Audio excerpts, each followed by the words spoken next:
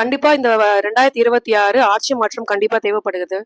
ஏன் அப்படின்னு கேட்டீங்க அப்படின்னா, அவங்க குடுத்த வாக்குறுதியே முதல் கையொப்பம் நீட் தேர்வு கண்டிப்பா மாணவர்கள் அ ரத்து செய்யப்படும்னு தான் சொல்லியிருந்தாங்க. ஆனா, அதுல எந்த ஒரு கருத்துமே இதுவரைக்கும் வந்ததே கிடையாது. அதே மாரி 11ஆம் வகுப்புக்கான பொதுத் தேர்வ கேன்சல் பண்ணிட்டாங்க. 11ஆம் வகுப்புல இருந்தா நீட் தேர்வுக்கு அதிகமான மதிப்பெண்கள் வருது. ஆனா, அந்த எக்ஸாமே கேன்சல் பண்ணிட்டீங்க அப்படின்னா, மாணவர்கள் நீங்க எந்த எந்த சைட்ல இருந்து நீங்க ஹெல்ப் பண்றீங்க அப்படின்றது எனக்கு சுத்தமா தெரியல. அதே மாரி முதல் கையொப்பம் நீங்க போட்டது ஆவினுக்கான பால் விலை குறைப்பு அப்படின்னு ஃபர்ஸ்ட் போட்டு ஆவினோட பால் விலை குறைஞ்சது.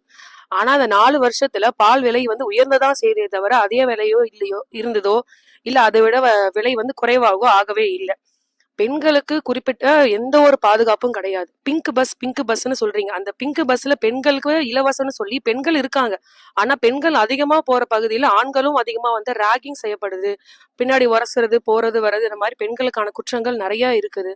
அது எதுவுமே எந்த ஒரு ஆட்சியுமே நீங்க கண்டிக்கல. அதனால கண்டிப்பா இந்த தடவை நம்மளுக்கு ஆட்சி மாற்றம் தேவைப்படுது. விலைவாசின்னு பாத்தீங்கன்னா எக்கச்சக்கமா ஏறிடுச்சு. நாங்க ஸ்டுடியோ சங்கம் வச்சிருக்கிறோம். ஸ்டுடியோ மூலப்பொருள் விலையேற்றம் ஊறப்பட்ட விலையேற்றம் ஆயிடுச்சு. என்ன குறிப்பா பாத்தீங்கன்னா இங்க என்ன சொல்றோம், போக்குவரத்து நெரிசல் அதிகமா இருக்குது. அதுக்கு ஒரு சொல்யூஷனே இல்லாம இருக்குது. அதுக்குதான் இந்த பஸ் ஸ்டாண்ட் அங்க கொண்டு போனாங்க. அப்படி இருந்தும் டெய்லி பாத்தீங்கன்னா போக்குவரத்து நெரிசல் அதிகமாகிட்டே கிடக்குது. ஏன்னா எங்க கண்டிப்பா இந்த டைம் ஆட்சி மாற்றம் தேவை. ஆட்சி மாற்றம் வந்தா மட்டும்தான் இங்க நல்லா இருக்கும் தமிழ்நாட்டுக்கு. திமுக ஆட்சியில இந்த 4.5 வருஷமா கொஞ்சம் சரியில்லாத நிலைமையில தான் இருக்குது. அது ஆட்சி மாற்றம் வந்தா நல்லா இருக்கும். திமுக ஆட்சி ரொம்ப அராஜகமா இருக்கு. எங்க போனாலும் கட்ட பஞ்சாயத்து அராஜகம் சொல்லிட்டு ஓர பண்றாங்க. ரெண்டாவது டீசல் வரி குறைப்புன்னு சொன்னாங்க, அது குறைக்கல. சாராய கடையை மூடுன்னு சொன்னாங்க, அதுவும் மூடல. எங்க போனாலும் ஒரே பிரச்சனை, மத்தவங்க யாரும் எதுவுமே செய்ய முடியல. எல்லா ஆளுங்கட்சியோட அராஜகம் அதிகமா இருக்குங்க.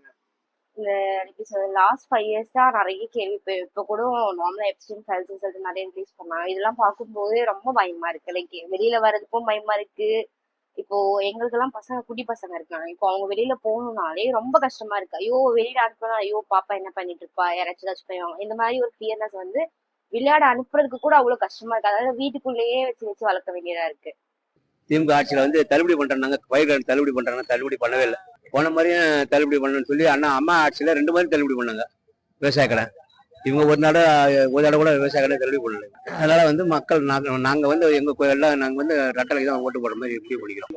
இந்த ஆட்சி இன்னும் தொடர்ந்தால் இன்னும் நல்லா இருக்கும். பிள்ளைங்களுக்கு காலேஜ் பிள்ளைங்களுக்கு லேப்டாப் கொடுத்தது மிகவும் சிறப்பா இருக்குது.